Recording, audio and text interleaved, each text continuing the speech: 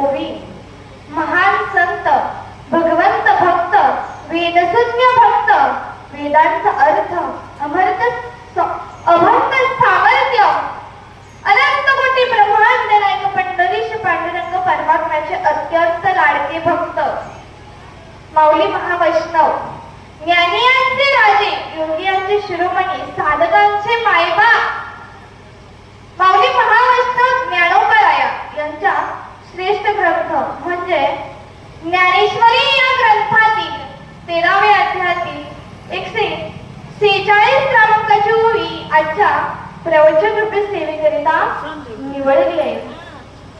मग माऊली या ओवीद्वारे काय सांगतात तर ऐका. ऐसी ही पाचही भूते दासाती एकमेकांते, किती वेळी